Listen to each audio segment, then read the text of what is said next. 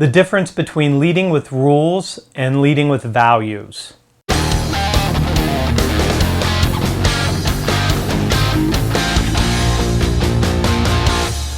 Yesterday, United Airlines had a really tough day, and they had a number of circumstances that occurred that caused their stock to drop by $800 million today. And so let's start by deciding what happened here. So first, they overbooked a flight. That's a normal airline practice. Every airline does it because they need to make money on a flight, so they overbook it because people cancel. That's how they're sure they have a full flight and they can make it worth their while to fly a plane from one place to another. And an airline is an extremely difficult business to make money in. So then the second thing that happened is they had a crew that they needed to put on that same overbooked flight to move them to another location where they could get their flight so that they could do their job. And to do that, they had to remove 4 passengers from the existing flight that had already been seated. Okay, so an unfortunate event, but it happens. And normally what happens is an airline offers vouchers to people to give them $800 in this case, so that they'll take another flight and fly at another time. And they found some people to do that, but they needed 1 additional seat. And you may not know this, but they ran an algorithm to determine who gets pulled. And it probably includes things like, when did you check in? How much did you pay for your seat? And then, do you have any status? I mean, those are the kind of factors that were probably looked at. But the gentleman that got picked. He refused to leave. They brought 4 bodyguards in to literally drag him off the plane, kicking and screaming, which of course was captured on smartphones. So now the world knows that this happened. And so United stepped on it a couple times today by saying it was a normal procedure and so on and so forth. But the lesson here is more important than that, and I want to share it with you. There are rules-based organizations and there are values-based organizations. And so the rule is, you run the computer algorithm, it determines who has to leave if people don't volunteer, and then you eject those people from the plane.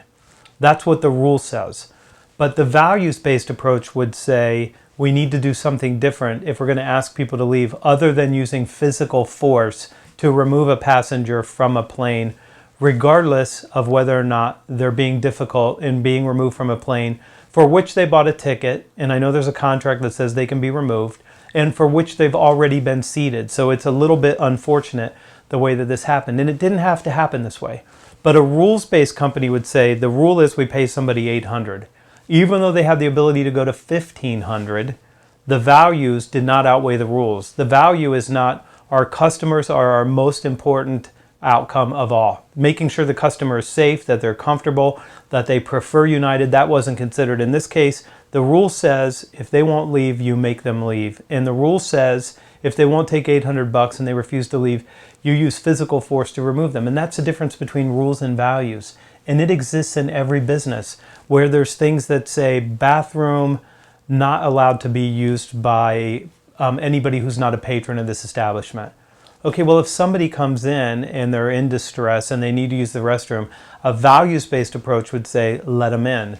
And maybe you don't give water to people except customers, but there's somebody that walks down the street and you can see they need it or they're in distress. A values-based approach would say, take care of that person. So the problem that United really has is that they're a scarcity-minded, rules-based company that stuck to the rule book instead of sticking to the values book. And had they taken a values-based approach, they would have done something different. And let me tell you just my own personal belief about this. There's human beings here on an airplane who are not happy already.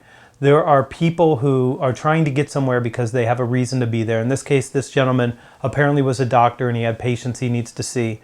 But even more than that, where human beings are involved, we have limitless creativity, limitless imagination, limitless resourcefulness, and we have the ability to use persuasion and influence instead of force.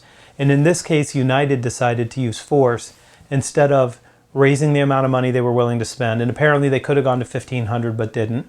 But even if $1,500 didn't work, you offer a free first class ticket, you rebook people on another flight, you do something different with your 4 flight attendants that need to get there some other way. But human resourcefulness could have solved that problem, but it wasn't applied because there were a set of rules being followed instead.